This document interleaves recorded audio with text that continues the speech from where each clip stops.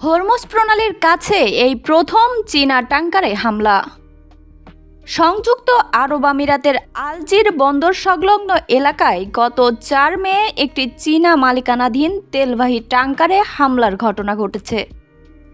Hormuz প্রণালীর প্রবেশ মুখে সংঘটিত এই হামলায় জাহাজটির ডেকে আগুন ধরে যায় বলে জানিয়েছে চীনা গণমাধ্যম কাইক্সিন। প্রতিবেদনে বলা হয়েছে, জাহাজটিতে চায়না ওনার অ্যান্ড ক্রু লেখা ছিল। এটি প্রথম কোনো চীনা তেলবাহী জাহাজ যেখানে হামলার ঘটনা বলে উল্লেখ করা হয়েছে।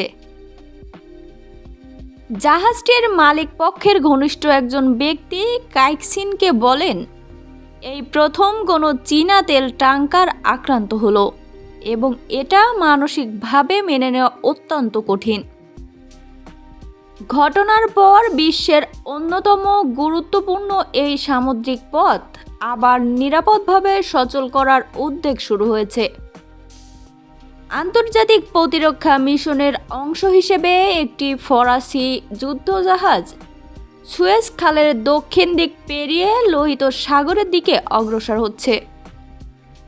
ফ্রান্সের সশস্ত্র বাহিনী মন্ত্রণালয় বুধবার জানিয়েছে, পারমাণবিক শক্তিচালিত যুদ্ধ জাহাজ শার্ল দ্য গাল হরমুজ প্রণালীর দিকে রওনা হয়েছে।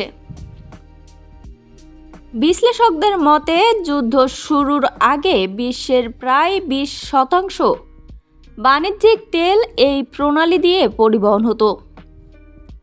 ফলে হরমুজ প্রণালীতে নিরাপত্তা সংকট তৈরি হওয়ায় বৈশ্বিক জ্বালানি বাজারে অস্থিরতা বেড়েই চলেছে।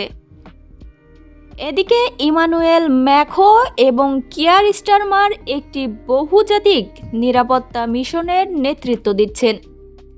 তাদের লক্ষ্য হল হরমুজ প্রণালীতে আবারও আন্তর্জাতিক জাহাজ চলাচলের স্বাধীনতা নিশ্চিত করা। দুই নেতা জানিয়েছেন, এই মিশন পুরোপুরি প্রতিরক্ষামূলক হবে এবং যুদ্ধ পরিস্থিতি শেষ হওয়ার পর তা মোতায়েন করা হবে।